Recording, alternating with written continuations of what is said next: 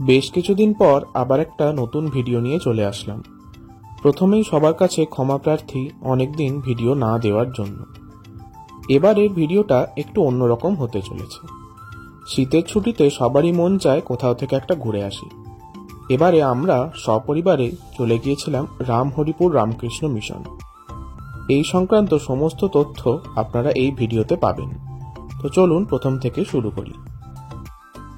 Ramharipur Ramakrishna mission বাঁকুড়ায় অবস্থিত, তাই আমরা ট্রেনে করে গিয়েছিলাম। তবে এখানে আসার সবচেয়ে ভালো উপায় হলো দুর্গাপুর হয়ে আসা। দুর্গাপুর স্টেশন থেকে ওখানে যাওয়ার ডিরেক্ট বাস আছে। আমরা সেটা জানতাম না, তাই আমরা রাতের বোকারো স্টিল সিটি এক্সপ্রেস ধরে চলে গিয়েছিলাম বাঁকুড়াতে। এই ট্রেনটা প্রতিদিন রাত 11:35 হাওড়া থেকে ছাড়ে এবং সকাল 4টে বাঁকুড়ায় পৌঁছয়। এছাড়াও হাওড়া থেকে দুর্গাপুর অথবা বাঁকুড়া যাওয়ার যে সমস্ত ট্রেনগুলো রয়েছে তার সময়সূচি আমি ডেসক্রিপশন বক্সে দিয়ে দিচ্ছি। যথাসময়ে ট্রেন ছাড়লো এবং পরদিন সকালে 4:05 আমরা পৌঁছে গেলাম বাঁকুড়া স্টেশনে। বাঁকুড়া স্টেশন থেকে একটা টোটো বুক করে আমরা গেলাম বাস স্ট্যান্ডে, আর বাস স্ট্যান্ড থেকে SBSTC বাস ধরে চলে গেলাম ফুলবেড়িয়া। ফুলবেড়িয়া থেকে আবার একটা টোটো ধরে চলে আসলাম একদম রামকৃষ্ণ মিশনের গেটে। দুর্গাপুর থেকে আসলে আপনাদের একটা বাসেই হয়ে যাবে।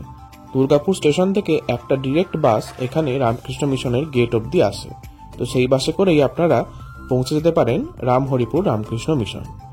তো রামহরিপুর রামকৃষ্ণ মিশনে প্রবেশের পর আমরা আমাদের আগে থেকে বুক করা রুমে চলে গেলাম। তো চলুন এখানকার রুমগুলো কিরকম আমি আপনাদের দেখিয়ে দিই। এখানে প্রত্যেকটা রুমে ওনারা 2 জন করে অ্যালাউ করেন। 2টো সিঙ্গেল বেড বিছানা রয়েছে, পাখা এবং গরমকালে থাকলে এসির ব্যবস্থাও রয়েছে। রুমগুলো খুব সুন্দর পরিষ্কার পরিচ্ছন্ন, আর ওয়াশরুমও বেশ পরিষ্কার পরিচ্ছন্ন ছিল। এখানে গিজারের ব্যবস্থাও রয়েছে। রামকৃষ্ণ মিশনে এরকম থাকার ব্যবস্থা আপনাদের কিন্তু সত্যিই মুগ্ধ করবে, আর আশপাশের প্রাকৃতিক পরিবেশ ছিল এক কথায় অনবদ্য। পুরো রামকৃষ্ণ মিশনের ভেতরের এরিয়াটা ঘুরে দেখতেই আপনাদের সারা দিনটা কেটে যাবে। অতিথি নিবাসের ঠিক পাশেই রয়েছে এরকম চাষের জায়গা, যেখানে বেশ কিছু শাকসবজি চাষ করা হয়েছে। এটি হলো রামকৃষ্ণ মিশনের মূল মন্দির। এখানেই স্বয়ং রামকৃষ্ণদেব, সারদা মা এবং স্বামী বিবেকানন্দ বিরাজ করছেন। রামকৃষ্ণ মিশনের সবচেয়ে আকর্ষণীয় জায়গা হলো এই ফুলের বাগানটা, যেটা শীতকালীন ফুলে একদম পুরো পরিপূর্ণ আর সুন্দর হয়ে উঠেছিল। এখানেই আপনাদের বেশ কিছুটা সময় ফটো সেশন করতে করতেই কেটে যাবে।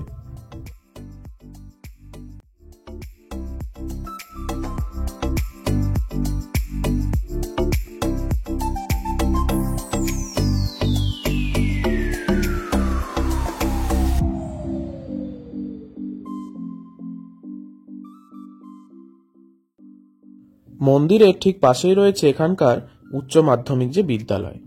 বিদ্যালয়টা একদম এই ফুলবাগানের ঠিক পাশেই অবস্থিত। বিদ্যালয়ের পিছন দিকে রয়েছে খুব সুন্দর একটা ছোট্ট চিড়িয়াখানা।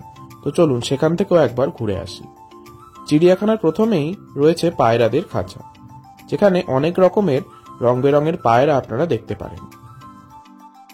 পায়রা ছাড়াও এখানে রয়েছে অনেক রকমের পাখি এবং খরগোশের খাঁচা। আর সবচেয়ে আকর্ষণীয় যেটা আপনাদের লাগবে সেটা হলো এই হরিণের খাঁচাটা, যেখানে অনেক রকমের হরিণ একদম খোলা অবস্থায় রাখা রয়েছে, যেটা দেখতে আপনাদের খুব ভালো লাগবে। চিড়িয়াখানাটা দেখার পর আপনারা ওই মূল মাঠটাতে ফিরে আসুন। মূল মাঠটার ঠিক পাশেই রয়েছে আর একটা ছোট্ট পার্ক, যে পার্কটাতে বাচ্চারা বেশ কিছুটা সময় কাটিয়ে দিতে পারে। পার্কে অনেক রকমের রাইডসের ব্যবস্থাও রয়েছে, যেগুলো বাচ্চারা খুবই এনজয় করবে। এবার আপনাদের কিছু গুরুত্বপূর্ণ তথ্য শেয়ার করে রাখি। রামহরিপুর রামকৃষ্ণ মিশনে আপনারা কিভাবে বুকিং করতে পারেন। স্ক্রিনে দেখানো ফোন নাম্বার বা ইমেল আইডি থেকে আপনারা বুকিং করতে পারেন। কতজন আসছেন, কবে আসছেন সেই সমস্ত ডেট এবং নাম্বারস লিখে আপনাদের মেল করতে হবে। তো মেলের কনফার্মেশনে ওনারা বলে দেবেন যে ওই দিন রুম ফাঁকা আছে কিনা, অথবা আপনারা এই ফোন নাম্বারে ফোন করেও বুক করতে পারেন। রামকৃষ্ণ মিশনে যখনই প্রবেশ করবেন তখন এই সমস্ত নিয়ম কানুনগুলো অবশ্যই মেনে চলবেন। এখানে একটা ছোট শিব মন্দিরও রয়েছে এবং তার পাশেই রয়েছে এখানকার আশ্রমের যে মেন অফিস। গেট দিয়ে ঢুকে বাঁদিকে পড়বে এই অফিস। অফিসের সামনে এরকম রামহরিপুর রামকৃষ্ণ আশ্রমের যে ম্যাপ সেটা দেয়া রয়েছে, সেটা দেখে আপনারা ভেতরের সমস্ত জায়গাগুলো ঘুরে দেখতে পারেন। এখানে একটি দাতব্য চিকিৎসালয় রয়েছে, যেখানে নিয়মমাফিক ডাক্তাররা এসে চিকিৎসা করে থাকেন। এটাই হলো এখানকার মূল অফিস। তো প্রথমেই যখন আপনারা এখানে প্রবেশ করবেন, আগে অফিসে দেখা করে তারপর আপনারা নিজস্ব অতিথি ভবনে চলে যাবেন। চলুন এবার এখানকার গোশালাটা দেখে আসি। এখানে অনেক সংখ্যায় গরু রয়েছে, যারা খুব সুন্দরভাবে প্রতিপালিত হচ্ছে। এখানের আশ্রমের যে ছাত্রছাত্রীরা থাকেন বা মহারাজরা থাকেন, তাদের ব্যবহারের জন্য সমস্ত দুধ এই গরু থেকেই নেওয়া হয়।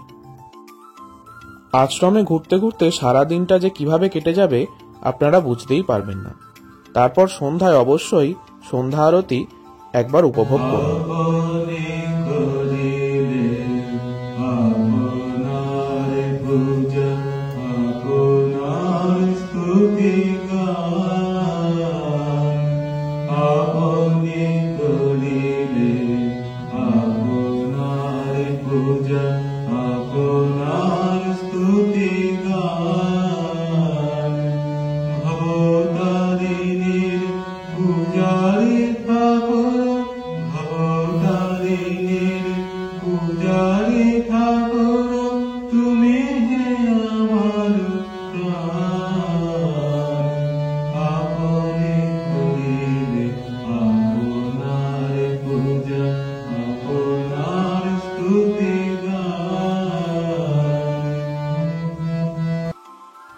ফিরে এলাম পরদিন সকালে। এমন সুন্দর গান শুনে সেদিন রাত্রিটা খুব ভালোভাবেই আমরা উপভোগ করলাম রামকৃষ্ণ আশ্রমে। পরদিন সকালে আমরা সবাই মিলে চললাম নিকটবর্তী একটা জায়গায় খেজুরের রস খেতে। আপনারা জানেন শীতকালে এরকম গ্রামের দিকে খেজুরের রস খুব ভালো পাওয়া যায়, তাই সেটাই উপভোগ করতে আমরা চলে গেলাম রামকৃষ্ণ আশ্রমের ঠিক সামনেই কিছু দূর হেঁটে। এখানে খুব সুন্দর খেজুরের গুড়ও পাওয়া যাচ্ছিল, তাই সেটাও আমরা খুব স্বল্প দামে কিনে নিয়েছিলাম। আগের দিন রাত্রি থেকে হাঁড়ি বেঁধে রেখে আসা এবং পরের দিন ভোরবেলা সেই হাঁড়ি থেকে নামিয়ে রসগুলোকে ফুটিয়ে ফুটিয়ে গুড় বানানো, তো এই পুরো প্রক্রিয়াটা এনারা গোটা শীতকাল জুড়ে করে থাকেন। এখানে কিছুটা সময় কাটিয়ে আমরা খেজুরের রস খেয়ে আর খেজুরের গুড়ের অর্ডার দিয়ে চলে আসলাম আবার আশ্রমে। আশ্রমে আমাদের থাকা খাওয়া সমেত প্রতিদিন প্রতিজনের 400 টাকা করে নেওয়া হয়েছিল। এটা সবার জন্য একই থাকে। এখানে প্রসাদ দেওয়ার একটা নির্দিষ্ট সময় থাকে, সেই সময়ে আপনাকে এখানের ভোজন কক্ষে গিয়ে প্রসাদ গ্রহণ করতে হবে। একদম সকালে এখানে সকাল 7টায় দেওয়া হয় প্রসাদ, তারপরে দুপুর 12টায় দেওয়া হয় দুপুরের প্রসাদ, বিকেল 5টা বা 5:30টার সময় দেওয়া হয় বিকালের প্রসাদ, আর একদম রাত্রি 9টা 9:30টার সময় দেওয়া হয় রাতের প্রসাদ। তো আপনারা অবশ্যই কিন্তু এই সময়গুলো মেনে চলবেন, না হলে ওখানকার ছাত্রছাত্রীদের আর ওখানকার যারা রান্নাঘরে থাকেন তাদের সমস্যা হবে, কারণ এখানে ছাত্রছাত্রীদের খাওয়ার সময় আর অতিথিদের খাওয়ার সময় কিন্তু সম্পূর্ণ আলাদা। এখানে বুকিং পদ্ধতি আমি আপনাদের বলেই দিয়েছি, তো আপনারা কিন্তু এখানে যখন আসবেন আগে থেকে অবশ্যই বুকিং করে আসবেন, কারণ এখানে এসে কিন্তু কোনোভাবেই আপনারা রুম পাবেন না, আর শীতকালে হলে তো অবশ্যই পাবেন না, কারণ শীতকালে এখানে বেশ কিছু মানুষ আসেন এখানের শোভা এবং এখানকার সৌন্দর্য উপভোগ করতে। সবসময় হয়তো কোথাও বেড়াতে গিয়ে চারিদিকটা ঘুরে দেখা সম্ভব হয় না। পরিবারের সকলে মিলে কিছুক্ষণ এখানে কাটাতে আপনাদের কিন্তু বেশ ভালোই লাগবে। এখানে আসলে কোথা দিয়ে যে দুদিন কেটে যাবে আপনারা বুঝতেই পারবেন না। দ্বিতীয় দিন আমরা বাইরে থেকে একটা অটো বুক করেছিলাম, যেটা আমাদেরকে আশপাশের দুটো জায়গা ঘুরিয়ে দেখাবে, যেটা আমাদের 600 টাকা নিয়েছিল। তো সেই অটোতে করে আমরা প্রথমে চলে আসলাম শালি নদীর ড্যাম দেখতে। এই জায়গাটির নাম গাংদুয়া ড্যাম। আশ্রম থেকে এই জায়গাটায় আসতে আপনাদের সময় লাগবে ওই 30 মিনিট মতো। এখানে খুব সুন্দর একটা জলাধার রয়েছে। জলাধারের বাঁ দিকেই প্রথমে দেখতে পাবেন গাংদুয়া ইকো পার্ক। এই ইকো পার্কে প্রবেশ করার জন্য আপনাদের 10 টাকা করে মূল্য দিতে হবে।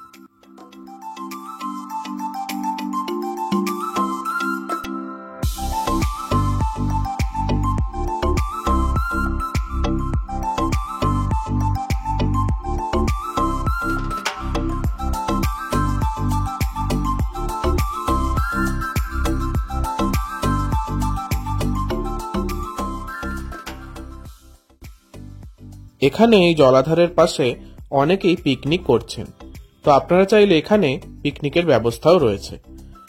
এখানে বেশ কিছুটা সময় আপনারা কাটাতে পারেন, আর এখানে জলে বোটিং এর ব্যবস্থা রয়েছে, তো আপনারা চাইলে সেই বোটিং এর উপভোগ করতে পারেন।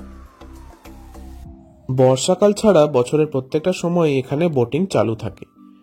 এখানে একটি অতিথি নিবাসও রয়েছে, যেটা আপনারা এখানে ফোন নাম্বার দেখে বুকিং করে নিতে পারেন। ড্যামের পাশে এই অংশটাতেই অনেকে পিকনিক করছেন। আমরা এখানে কিছুটা সময় কাটিয়ে চললাম আমাদের পরবর্তী গন্তব্যের দিকে। এখান থেকে খুব কাছেই রয়েছে একটা পাহাড় ঘেরা সুন্দর জায়গা, যেটার নাম হলো তপবন পাহাড়। আর পাহাড়ের ওপরেই রয়েছে পার্বতী মায়ের মন্দির। এই মন্দিরটা প্রতিদিন সকাল 8টা থেকে 12টা এবং বিকেল 4টে থেকে 6টা পর্যন্ত খোলা থাকে। আপনারা ওই সময় গেলে অবশ্যই এই মন্দিরে দর্শন করতে পারবেন। আমরা বিকাল বিকাল গিয়েছিলাম, তাই সেই সময় মন্দিরটা খোলাই ছিল। মন্দিরের প্রথমেই রয়েছে এরকম সুন্দর একটা শিব মন্দির, যার ওপরে রয়েছে প্রকাণ্ড একটা বটগাছ। তো এই বটগাছের ছায়ায় বেশ কিছুটা সময় কাটাতে আপনাদের বেশ ভালোই লাগবে।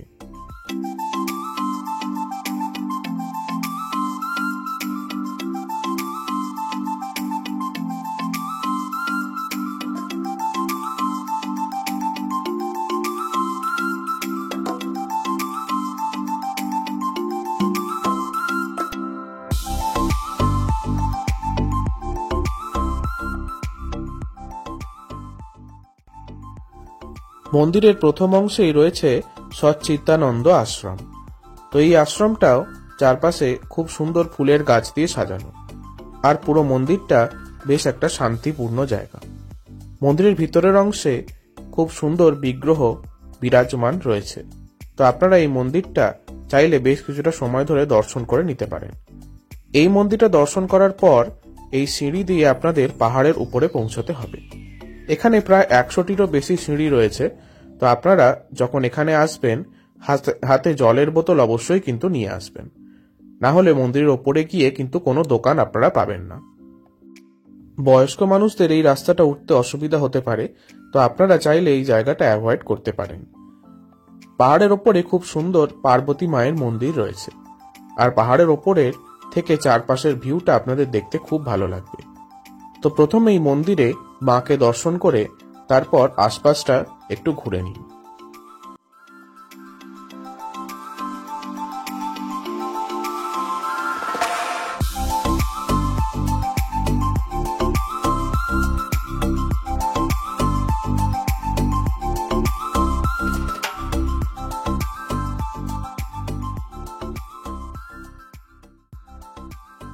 পার্বতী মায়ের মন্দির এবং তপবন পাহাড় দর্শন করার পর আমরা ফিরে এলাম আমাদের আশ্রমে।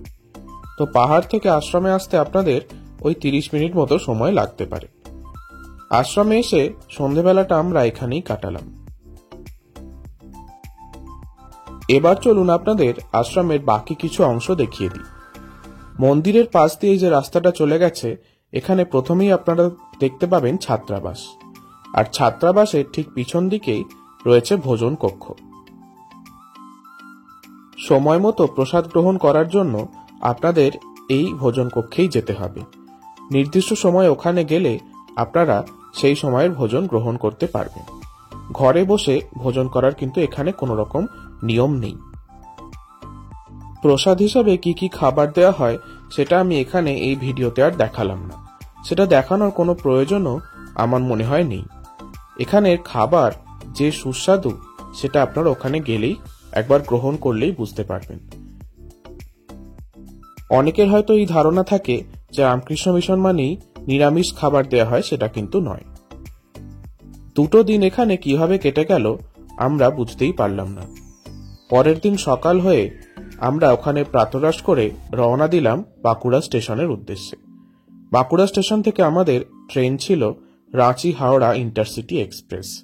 সেই ট্রেন ধরেই আমরা ফিরব বাড়ির পথে। ফেরার সময় আমরা আর বাসে ফিরিনি, আগের দিন যে অটো করে আমরা সাইট সিইং করেছিলাম সেই অটোকেই বলে রেখেছিলাম। সেই অটোতে করেই আমরা স্টেশনের দিকে যাচ্ছিলাম। গ্রামের বিস্তীর্ণ রাস্তা পেরিয়ে আমরা ছুটে চলেছি বাঁকুড়া স্টেশনের দিকে। খুব সুন্দর প্রাকৃতিক পরিবেশ এবং আধ্যাত্মিকতার মাঝখানে দুদিন কাটাতে আপনারা কিন্তু অবশ্যই আসতে পারেন এই রামহরিপুর রামকৃষ্ণ মিশন। আপনাদের আমি বলতে পারি আপনারা কখনোই কিন্তু নিরাশ হবেন না। তো চলতে চলতে প্রায় 1 ঘন্টা রাস্তা অতিক্রম করে আমরা পৌঁছে গেলাম বাঁকুড়া রেলওয়ে স্টেশনে। আমাদের ট্রেন তখনও কিছুক্ষণ সময় বাকি ছিল, তাই আমরা দ্বিতীয় শ্রেণীর প্রতীক্ষালয়ে বসেছিলাম। বাঁকুড়া স্টেশনে লিফটের ব্যবস্থা রয়েছে, কিন্তু কোনো কারণবশত সেই লিফটটা সেদিন খারাপ ছিল, তাই আমাদের পায়ে হেঁটেই স্টেশনটা উঠতে হয়েছিল। তো এই দ্বিতীয় শ্রেণীর প্রতীক্ষালয়ের মধ্যেই ওয়াশরুমের ব্যবস্থা এবং বসার খুব সুন্দর জায়গা রয়েছে, তো আপনারা এখানেই কিছুটা সময় কাটিয়ে নিতে পারেন। আমরাও এখানে কিছুটা সময় কাটানোর পর আমাদের ট্রেন নির্ধারিত সময়েই বাঁকুড়া স্টেশনে চলে এলো। এই রাঁচি হাওড়া ইন্টারসিটি এক্সপ্রেস প্রতি রবি, সোম এবং মঙ্গলবার সকাল 10:55 বাঁকুড়া স্টেশনে আসে এবং বিকেল 3:50 এটি হাওড়া স্টেশনে পৌঁছয়। এছাড়াও যদি আপনারা অন্য কোনো ট্রেনে বা দুর্গাপুর থেকে ফিরতে চান, তাহলে সেই সমস্ত ট্রেনের সময়সূচি আমি ডেসক্রিপশন বক্সে দিয়ে দিচ্ছি। আপনাদের ভিডিওটা কেমন লাগলো কমেন্ট করে অবশ্যই জানাবেন। আর আরও এরকম অনেক ভিডিও দেখতে আমাদের বি ফর বাঙালি চ্যানেলটাকে সাবস্ক্রাইব করে বেল নোটিফিকেশনটা অন করে রাখবেন। অসংখ্য ধন্যবাদ।